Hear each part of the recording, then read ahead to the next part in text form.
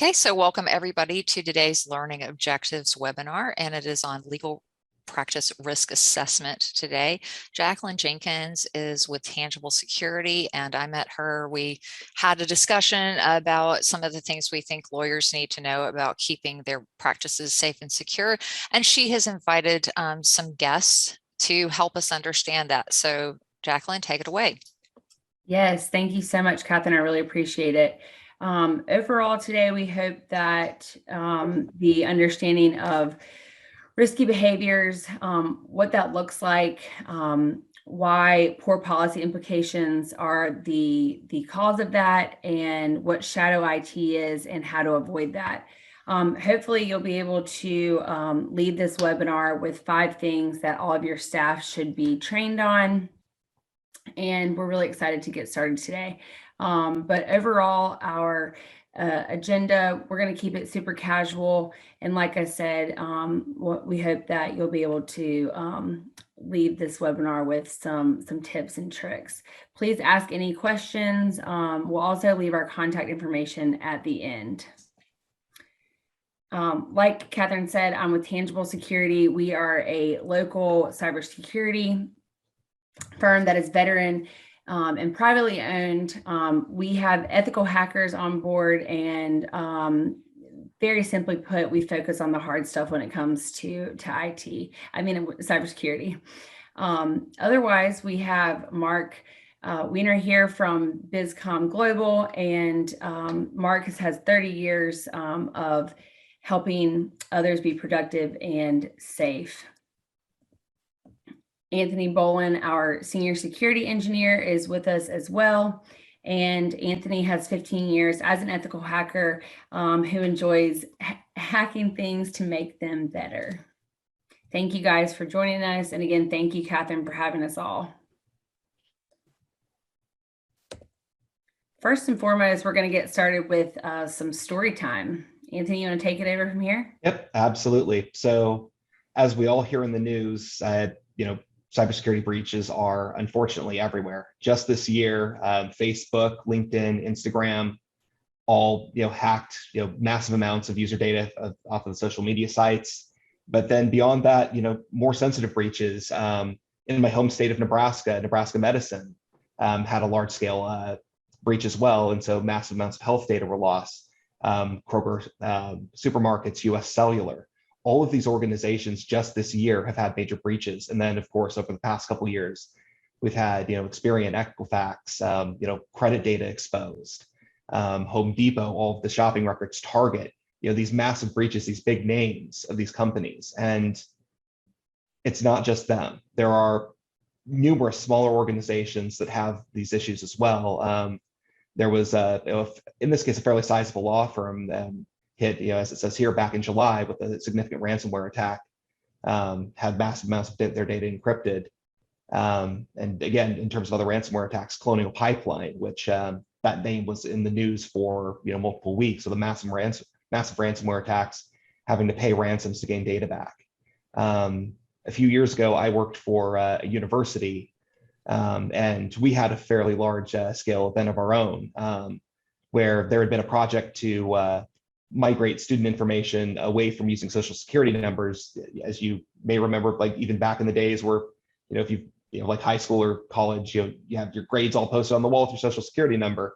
Obviously as security was advancing, in this case, this was, early mid 2000s, they're getting away from that. But a lot of that data was left on servers, including all of the social security numbers for those students. And so that was left out exposed where pretty much anyone could get to it. And after one of my fellow IT staff alerted me to this, the way I identified that information was valid was I found my own social security number in it. And we found that people had been trying to access it. And so, we had to work to clean all of that data up, alert people, let them know what was going on.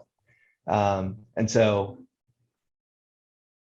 I guess my point out of this is that it can and does happen to anyone. It's not just the big names, it's not necessarily just firms or organizations that are going to be those high profile targets.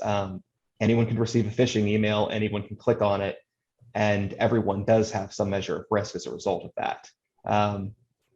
We keep ourselves safe when we can all pay attention.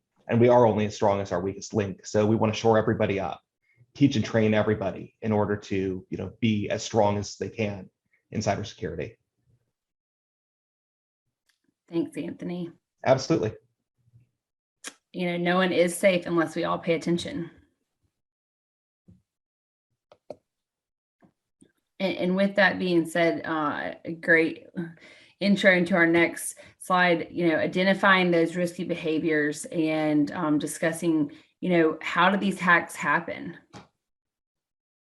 So it's actually really interesting. A lot of things are back to basics. Just like in the law, there are some really basic things that need to be done all the time, and the clauses that need to be included in contracts. There are some really basic principles that people and unfortunately some of my own legal clients that break every day. I've walked into law offices and there are passwords on people's keyboards or taped to their monitor, especially when somebody works part-time and they put the password there so someone else can get in. Mm-hmm. Well, that's a problem. And then our passwords aren't complex. There was a study recently that showed the top 100 passwords that are breached today are not all that different than what they were 5 years ago. People are still using QWERTY and password 123 and all sorts of other things. So using simple, non-complex passwords is probably the biggest risk. And what you're going to see over time, password lengths are going to grow. Yes, we've already started adding complexity with symbols and numbers and capitals and lower cases, and it makes things harder to remember. But then you go into, so I'll just write it down. Well, you're opening up the risk.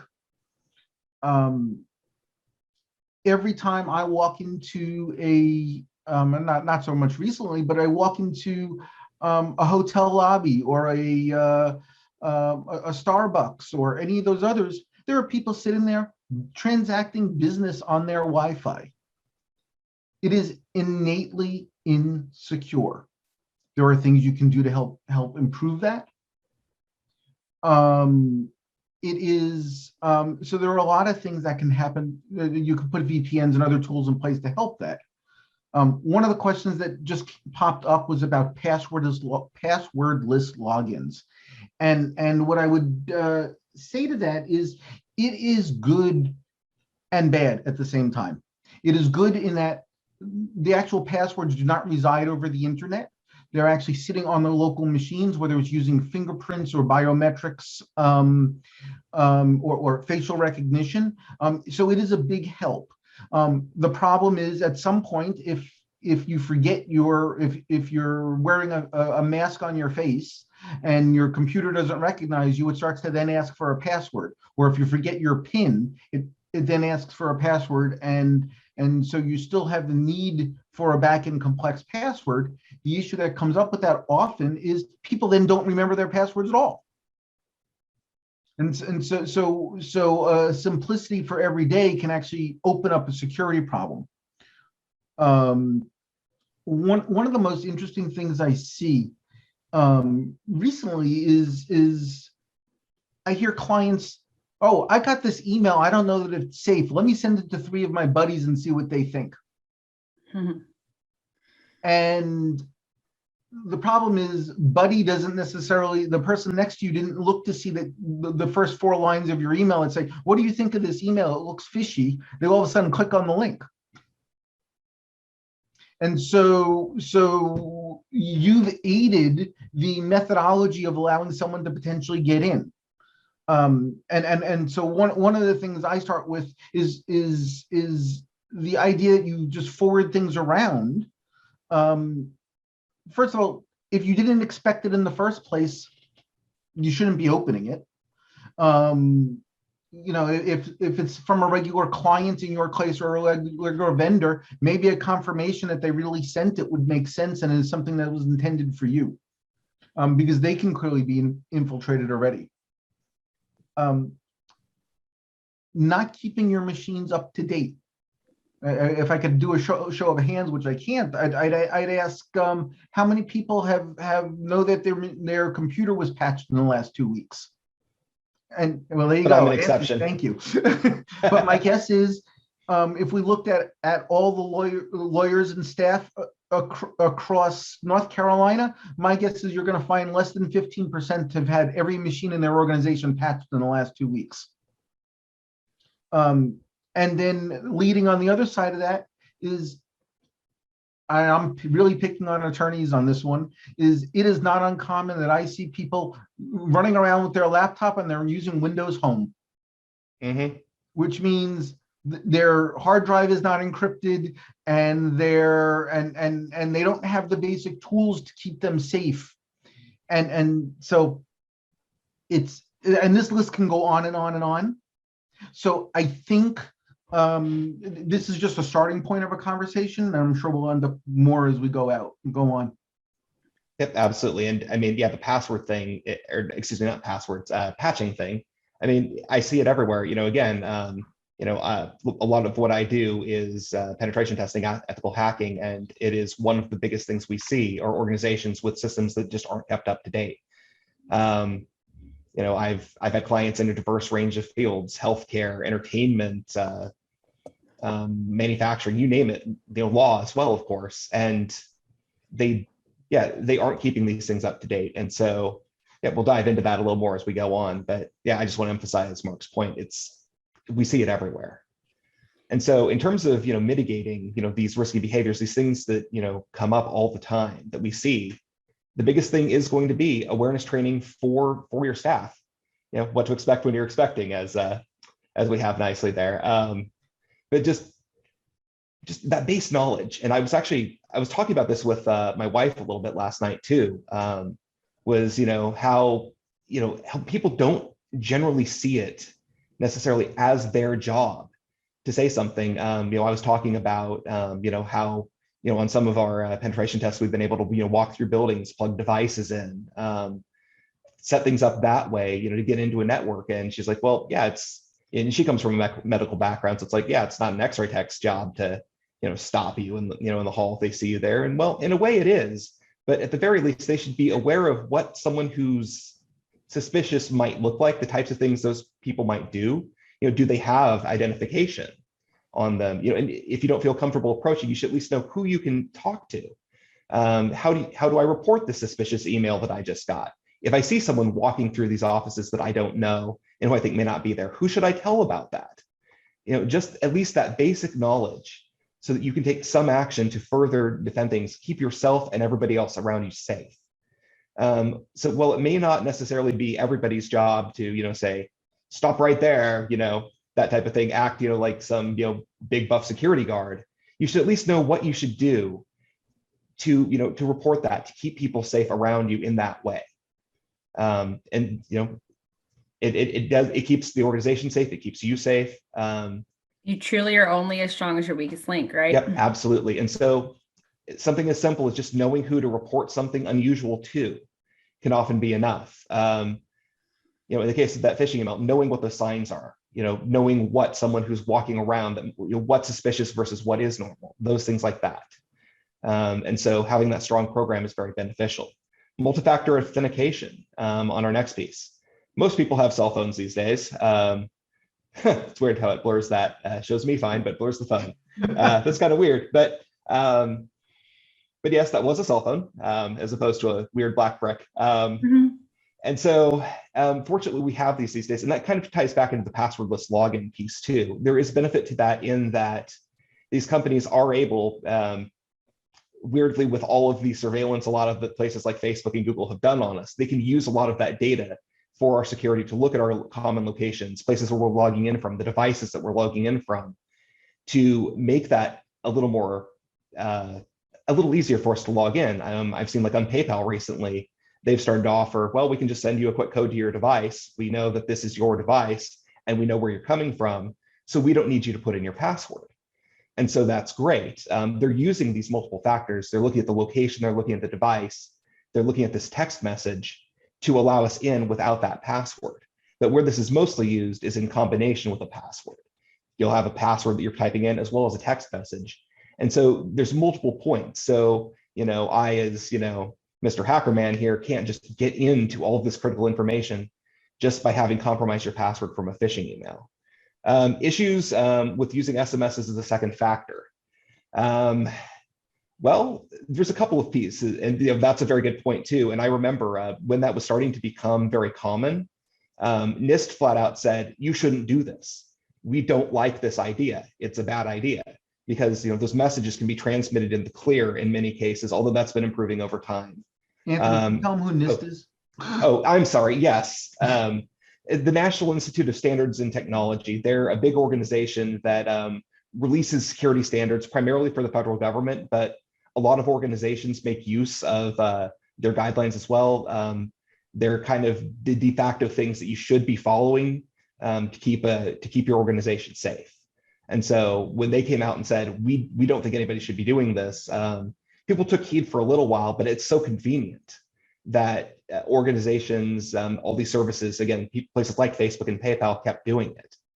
And so there have been some additional safety measures coming on with this. But for example, one thing that if your phone doesn't do by default that you may want to look at is not having it display, say, the contents of your text messages on your phone's lock screen.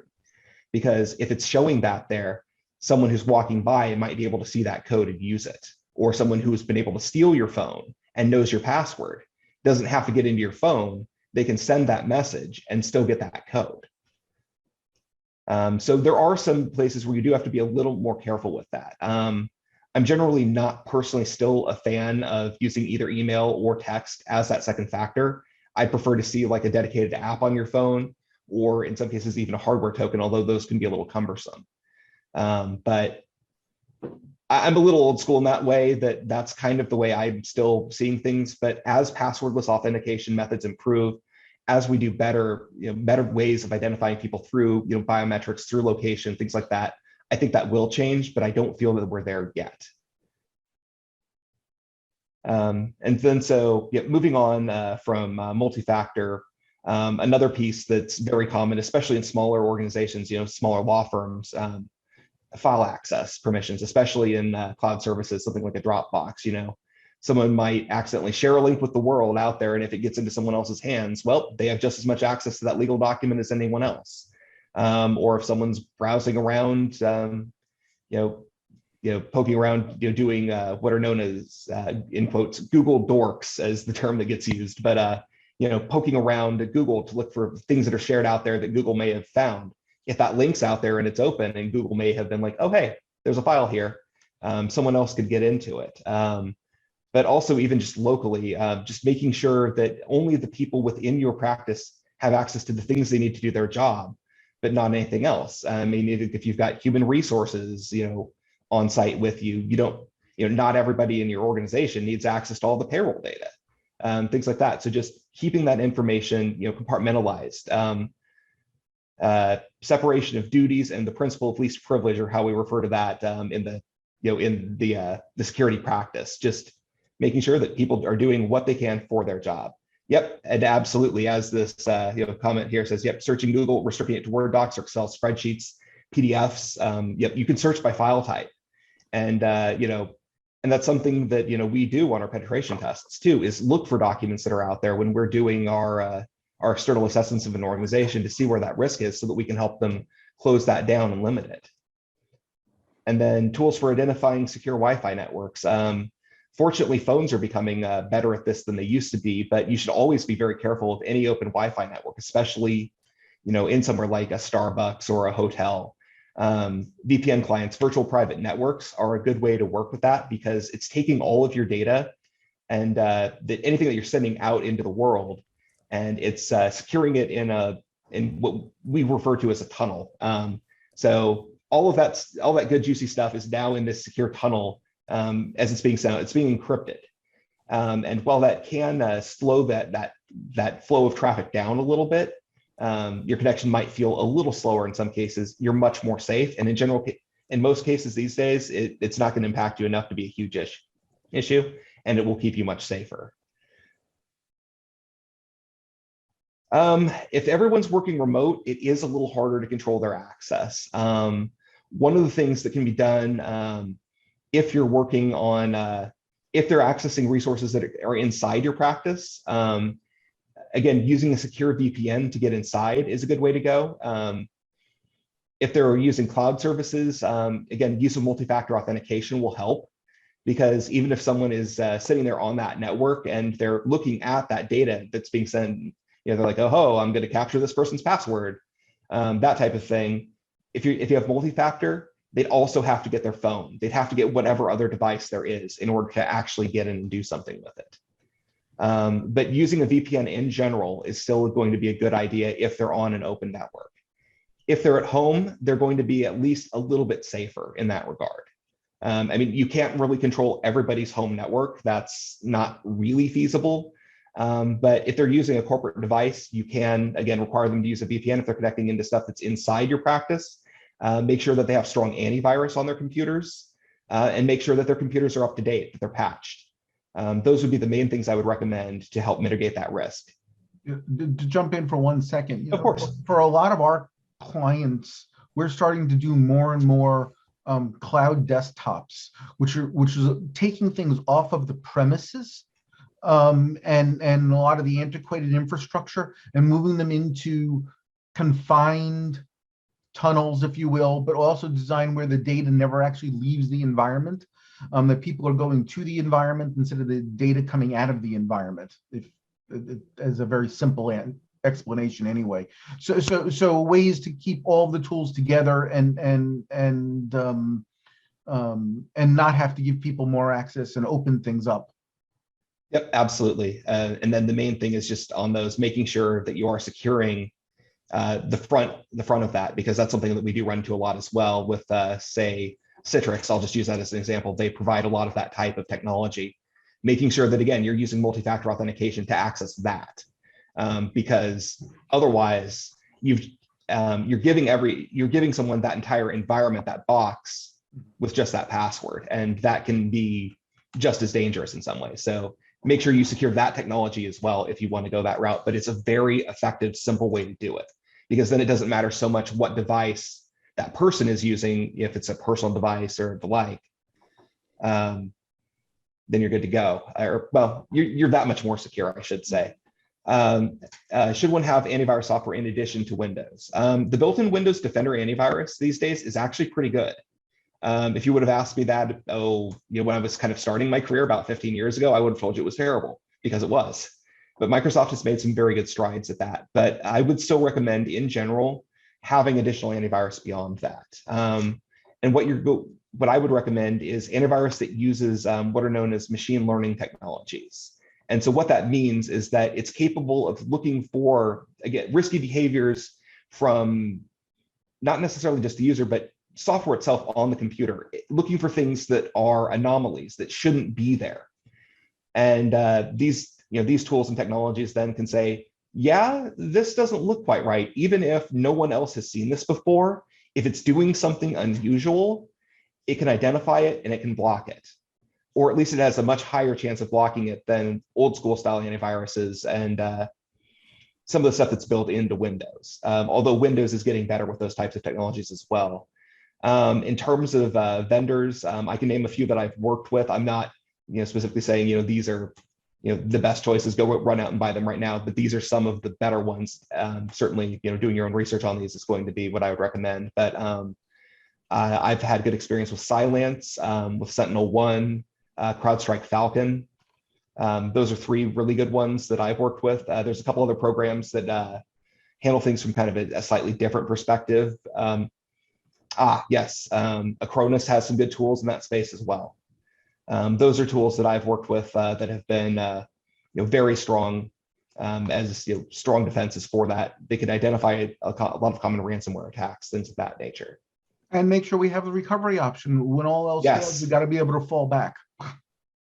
Yep, that too. Yeah, again, if ransomware does get through in your organization, having a way to recover your data, having those backups, be they out in the cloud, be stored locally somewhere, so that you can restore that data, so that it's not lost. If if an attacker does get in and starts encrypting everything and demands money, you can just tell them, nope, we have it right here, and then just reload the data and you can keep going. Why couldn't they catch the cyber criminal? Yes, we need time for that one. Oh, because he ran somewhere. Yep. That's my corny joke for the day, guys. Good time for it. Yeah. Did we need to wrap this slide up before we move on to the next one? Yes. Yep. I'll tie in kind of some of these next pieces a little bit here. So data loss prevention and drive encryption. So again, as Mark was saying, like if you're running around with Windows Home, again, that's intended for just home use. If you're in a business and you're storing data on your clients, you should be using professional software, which in this case would be Windows Professional. And that has tools built in such as BitLocker that you can use to encrypt your hard drive so that even if, if you lose your computer, a laptop out in the wild, someone can't just take its hard drive out of it, plug it into another computer, and then have everything that was on it. It's encrypted. You can't read that data without the computer that it was originally put in, or with recovery keys that are very long and complicated, and generally not the sort of thing that's typically hackable. On the Mac side, there's File Vault built in. You can use that, and it does the exact same thing. A lot of phones these days have built-in encryption mechanisms as well, just a matter of making sure that they're turned on. And then for data loss prevention, these are tools that can be in your email or on your computer as well to make sure that that someone isn't either accidentally or intentionally sending a whole bunch of data out, like an entire client list with addresses, emails, a whole list of social security numbers, that sort of thing. An example is data exfiltration of your entire client list, or a set of case files that you're for one case that another attorney decided they want to take with them. Yep, absolutely. And so, yeah, and these tools will identify, oh, hey, this is an awful lot of data. We should probably make sure that they're allowed to do this before we let them take it out. And so you can put in policies to say, this person's allowed to do this thing, they're not allowed to do this thing, or X amount of files or X type of data, that type of thing. We want people to be able to do this or not do this. And if there are any questions on that later further, we can go into those, but yeah, we can go ahead and move on. And then we'll be talking a bit about the identity pieces as we go on as well. So we'll come back to that. Great. Thank you so much, Anthony. Mm-hmm. So obviously we have a lot of names on the screen that many of you may know, and many more that are out there. What is shadow IT? The concept around shadow IT, and the reason it's so dangerous, is that the people the companies that you see here may be something that your law firm has decided on, that you're going to use Microsoft for email, or you're going to use Adobe, or any other product. And that's great that when you've decided strategically this is what you're going to do. The issue comes in is when one person goes, oh, my OneDrive's not working, I'm just going to send this by Dropbox. And worse, they're not even using a business version, they're using a home version. And the problem is, very quickly, it starts adding up that you've got username and passwords to lots of things. You don't have control of where your data is being stored, who has access to your data, nor the terms of service of that data. Did you actually accidentally break attorney-client privilege because you're using a service that's natively not secure? Did you actually create an impact where I now have 4 different file sharing systems, and A, I don't know what I have stored where, and B, on top of that, not only do I not know what's stored there, I don't know that someone really picked it up, or somebody dropped something off from me. So the impact here is there needs to be a clear list of who the company is using, and what they're and what you're doing. And there are some ways that we can control some of this, which we'll get to in a little bit. But a formal definition, if you will, shadow IT is really about IT solutions that have been built and used within the organization that IT doesn't know about, or whoever controls your contracts. One of the interesting things is it actually wastes a lot of time. You're trying to figure out where your data is, where your services are, and different people are using different things. It actually creates a dramatic increase in data loss and data exfiltration opportunities. And it creates a severe dysfunction across the organization, especially as the organization gets larger. And then one of the more complicated pieces is compliance. How are you keeping your data safe? How are you ensuring your client data is staying confidential? Right. Just because it's easy doesn't mean that it's right, correct? Yes, absolutely. And so how do we control this? Policy and procedures around it, both from, I guess I'll say the administrative side, but also the technical side, making sure that, and I'll start with point number 5. Your average user doesn't need to be, an administrator of their computers. If you're just going about your day-to-day operations, working in Word, Excel, Adobe, browsing websites, whatever it may be, there's nothing there that requires you to have full-scale access to everything on your computer to install software and all of that. I mean, it's harder for someone to, sync all of their data to Dropbox and OneDrive and Google, for example, if they can't install Dropbox and OneDrive and Google. They only have the pieces that have been allowed by their organization. And you have the policies in place in the organization to say, this is what we're using, this is what we're doing, and train everyone in those procedures so that they know how this works. And if something does go wrong, again, who do I call? What do I do when there's a problem? I can't use OneDrive. Instead of using Dropbox, who's my IT guy? Absolutely. So if your organization is using Office 365, you should be using the tools that are natively there. We should be using tools like Azure Active Directory to potentially elevate and increase your controls to other organizations. If you're using, it doesn't even matter what the product is, but Microsoft has over 2,500 other companies that they connect their single sign-on tools to, that you could be part of that ecosystem that says we're going to use, it's got to go through and use our core set of credentials to get in. Mm-hmm. We got to make sure we're actually looking. When is the last time your organization looked at people's PCs? And I'm not talking about someone coming over and looking at all the programs on it manually. I'm talking about automatically gathering the data and seeing what programs are there and what belongs and what doesn't belong. And worse, what's been updated in the last 18 months versus what's remaining unpatched and still on the machine. Recently, we just did something for a new client, and they had a Garmin application from 7 years ago that hasn't been turned on in 5. Yep. The risk it provides to that PC, and hence the entire network it was on, is great. You want to talk about security assessments, Anthony? Yeah, absolutely. So, yep. And again, as it says, regularly scheduled, that's important too. And again, depending upon the size of your company and your level of maturity, there's a couple of different ways that you can approach these. If you're a fairly large firm, you have a strong, someone talking about a given tool here. Yep, Belloc Advisor. Yep, absolutely. There's a number of programs out there that you can use. I found for smaller organizations, ManageEngine has a number of good tools that can be very helpful for identifying systems and helping to manage them and control them better as well. Just to throw one company out there that I haven't used it a lot myself, but I've worked with a lot of other people who love it. So I'll put that out there as a recommendation from them. But back to the security assessments, this could be a full-scale pen test.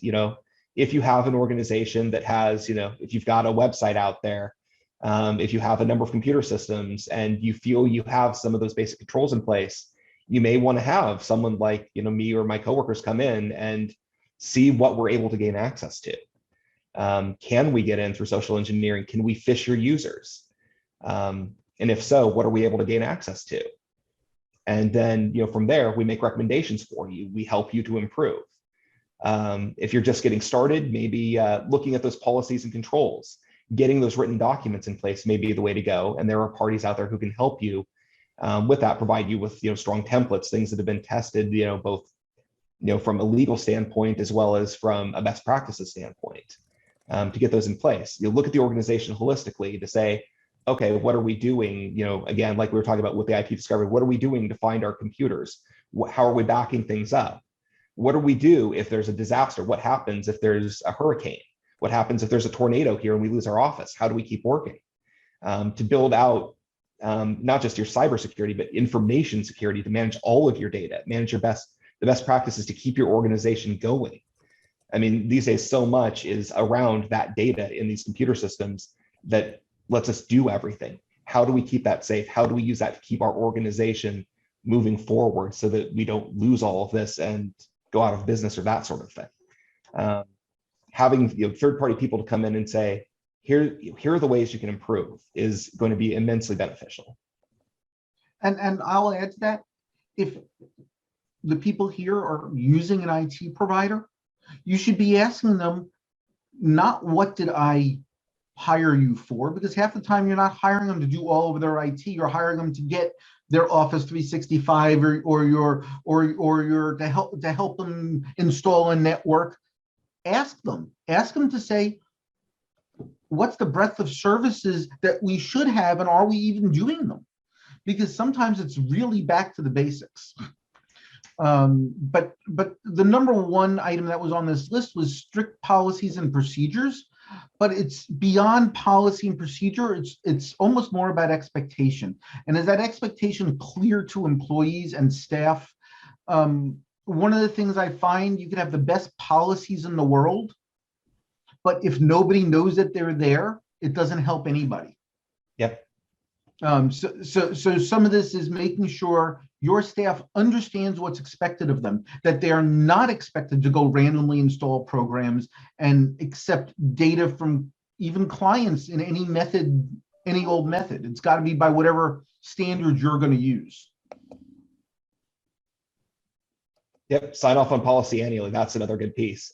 Yeah, and a lot of that applies to having an employee handbook, an acceptable use policy in it that goes through this, training for your employees to show, okay, again, these are our policies and procedures for how we accept data, tying those cybersecurity elements into a user's general training as they're being onboarded to the organization. And so yes, as Jacqueline puts up here on the slide again, 5 things to be implemented and regularly reinforced on cybersecurity, and in this case, a little more broadly too, but training. There's my hand, training. We could add more trainings to that, but it really is the main thing. Awareness of the risks and how we deal with the risks. Again, like I was talking about earlier, knowing who to report to if something's wrong, knowing who to talk to if something goes wrong with the computer. Again, my OneDrive's not working, and so I can't share this to my client. What do I do? Knowing who to contact, knowing how to report phishing emails, knowing what to look for. It's of critical importance. And, yes, an incident response plan. There's another good piece too. What do I do? Who do I talk to if I think I've been hacked? If I click that link in that phishing email and I put my name and password in it, or I think there is now a virus on my computer. If I suspect that at all, who do I talk to? Having all of that in place so that the employees know how to do that, and also so that the people, whoever your IT is, if it's an external provider, if there's someone inside, so they know who they should talk to keep everything under control if they don't have the resources on hand to do it themselves. To have that full chain of resources to bring in to handle a situation. Right. And then security tools and policies, again, knowing what's out there, that IT automation for being able to see, what do I have on my computers? What should be there? What shouldn't be? Those formal policies, making sure that they're out there so that users know them, that they've seen them, they've reviewed them, that they've signed off on an employee handbook, and that the management has looked through those policies and said, yep, we still like everything that's in here. We don't need to make any changes. Seal it, sign it, stamp it. Picking on those security tools for a second, it's like, yeah, almost every one of those tools, you can put it in and turn it on and it will do something to help you. But so many of them need to be tweaked to meet your specific circumstance. You put in a firewall and plug it in, it's great, it does something, but it may not do what you need it to do. And so before implementing tools, there really should be conversations about what are our expectations, and then a review in the future, are they meeting our expectations? Yep, absolutely. For example, I was just thinking like firewalls. One we implemented for Tangible, Palo Alto. They're a very, very big, well-known game. But you just plug a Palo Alto firewall into a wall, it's not going to do anything for you. It's got to be configured. It has to be set up in a specific way, and then it will be amazing for you. It will help keep your network and your users safe, but only if it's been set up properly. And so part of that ties into identification and classification of data. What falls under attorney-client privilege? Where do we have our health records? If we're keeping any on our employees, social security numbers, tax information, those types of things. How are we keeping them safe? How are we classifying that? What can we do with that? What regulations, what laws say we can do this with this information? We need to keep it safe in this way. Different types of data on your clients. What can you disclose and in what way? Having all of that documented, again, in those policies and labeling your documents, with tags, may it be it could be in the header of Word, it could be with stickers on paper. Yep. Mapping documentation. Looking at those different levels and saying, okay, this is a low risk document. You all things. Yeah, we don't care if this goes out. This is, marketing information versus, this is a list of all of our clients. We care about this a lot. Right. And this whole identification and classification, which leads to data control, I realize we're spending 5 minutes on it, and the reality is this is a 5-hour workshop in how to understand what you even have, and how do you label your data, and how do you protect it, and how do you sort and prevent client A's data from accidentally in client B's files. Yep. Yep, there's a lot of elements to it, but it starts mostly with knowing what you have and building out a basic framework of, once you know what you have, looking at that and saying, okay, well, what do we care if this gets out? Does this matter? Who can we send this to? Who can't we send it to? And then you can build out your map that way. And so as part of that goes in this last item to communication, making sure everyone has that understanding so that, IT and security, both in terms of, if you have internal functions for that, if you have it outsourced, making sure that there are constant lines of communication and contact so that those portions of your organization are facilitating your business, helping to keep everything running and also helping to keep all of that data safe, understanding how the business is operating, what it needs to do, how it interacts with its clients, so that you can add in those pieces around it, mold it slightly to make sure that those interactions are secure, that they are safe, and that everybody is protected. Great. I think that overall, just like you mentioned from the beginning, we're only as strong as your weakest link. And if all of your employees are vigilantes and know that it is their responsibility, then the culture will start to create itself in terms of being secure. Absolutely. Although I might use a slightly different phrase than vigilante, perhaps, because again, that kind of almost goes back to the shadow IT. We don't want everyone going off in different directions, but if you have everybody working as a team, I mean, in a way like, a neighborhood watch almost, I guess is maybe the way I would put it. Much better than a community vigilante. Absolutely. All right, awesome. Well, I think that concludes everything, although each one of those topics probably could be, much larger discussions. Are there any questions that have not been asked thus far? Yep, just taking a look through our list here. But while we're waiting for anyone to type a question or anything, I want to share a story of a client of ours that they did everything they can to thwart themselves. They wanted to make it easy, especially for all of their senior their senior professional staff, and they didn't want to add multi-factor authentication. They didn't want to add conditional access. They wanted everything stored in one spot. So if this person ever needed to get to any file ever, that they could. And 3 times in less than 6 months, somebody in the company was breached because they kept clicking on emails, and they kept, once it actually encrypted all of their mail, and we were able to help recover from a backup. The other 2 times, they got control of their email systems.